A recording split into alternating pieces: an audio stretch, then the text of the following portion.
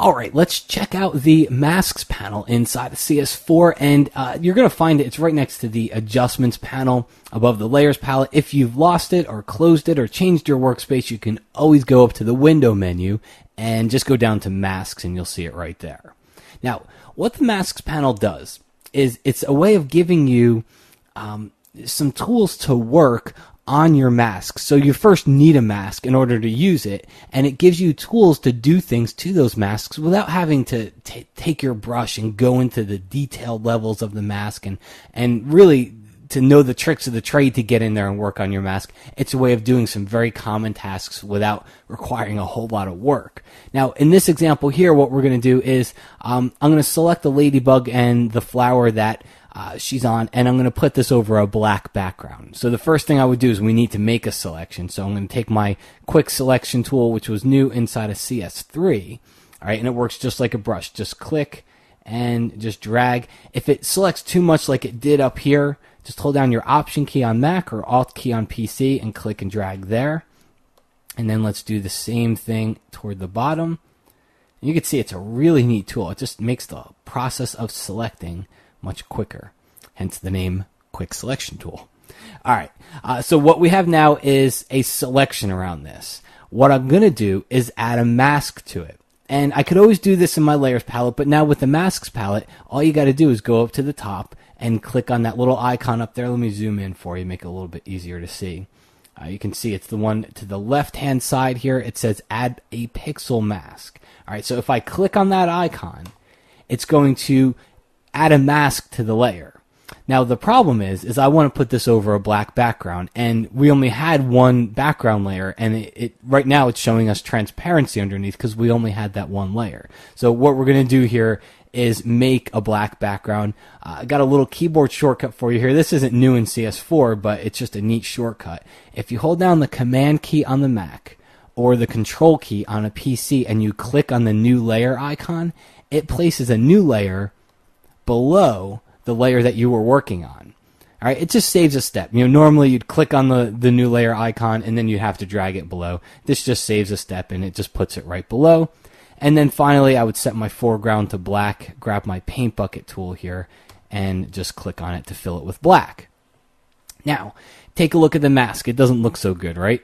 See how it's all kinds of jaggy and everything? Well, that's where we can come into this masks panel, and we can start to refine this mask, and we can start to do it in ways that we really never had available to us so quickly and so easily inside, other versions of Photoshop. So in order to work on the mask, you've got to first come over to your layers palette and you've got to click on it. And that enables all the tools in the masks palette here. The first thing I'm going to go to is really my favorite one, which I think it's Mask Edge.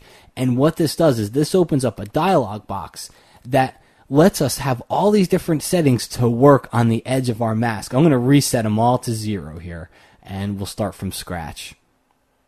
All right, let's take this guy back to 0, and there we go. So I'm not going to go through what each and every one does. This dialog was actually new inside of CS3. All right, it was called Refine Edge, and what they're doing in CS4 is giving you the ability to use it on a mask now. But if you go down to the bottom, there's a little twirly arrow. If you open it up, you'll see there's descriptions down here for each and every one of these sliders. All right, so it tells you what it's going to do. There's also different backgrounds. You can view it on a selection. You can view it on that quick mask rubylith overlay. I'm going to view it on the black background. Okay, here. So the first thing we need to do is radius. How much of the edge do we want to work with? How far away from the original selection do we want our changes in this dialog to take place? I'm going to go with nothing really more than 2 to 3 pixels here. So we're going to keep it right up around 2.5. Contrast isn't something we really need to do. We don't have soft edges here. In fact, our problem is the opposite. We have hard edges, and contrast would work good at fixing soft edges. We have harder edges, which we want to smooth. So this smooth setting, especially, take a look along here. See those kind of jaggy edges? When we start to increase the smooth setting, you're going to see it gets a lot better. Okay, so just take a look at the preview before and then after. That's just with a couple of settings. Feather is going to make the edges of your selection softer. Okay, we don't really want to do that yet because I still want to keep working on the edge here. I'm going to contract it a little bit by moving this to the left, not much more than 6 or 7, and that just brings the selection edge, it brings where I made it originally, it brings it inward just a little bit so I don't have any of the background poking through, and you'd probably notice it right around the ladybug here. All right, so let's take a look at our preview again. Turn it off before, turn it on. If you ask me, that's a pretty darn good change, and we really never had these tools available to us to work on your selection edges on a mask like this. All right, so having this dialog to be able to work on a mask is really very powerful. So I'm going to click OK. So that applies the changes to our mask on that layer. Now we can come back over here to the masks palette, and there's a couple other settings here. Feather, we had that feather in the mask edge dialog box, but what it does is it softens it.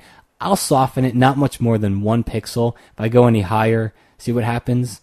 It kind of gets funky looking here. So we're going to just soften that by 1 pixel, and that's going to give a little bit of a smoother transition. And then we've also got density. Think of density as opacity on a mask. All right, it's a way to drop the opacity of the mask, which we really never had the ability to do before.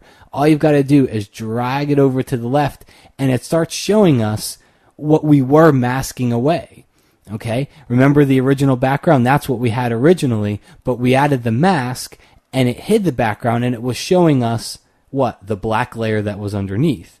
Well, now as I increase my density and I get it back toward 100%, we're bringing that mask back, and now we're seeing that black background. So just think of it as opacity of a mask. As you drag it to the left, you're dropping the opacity of the mask itself. So in the end, the masks panel is really a way for us to apply some refinements and some changes to our masks without having to go in there and manually do all the detailed work.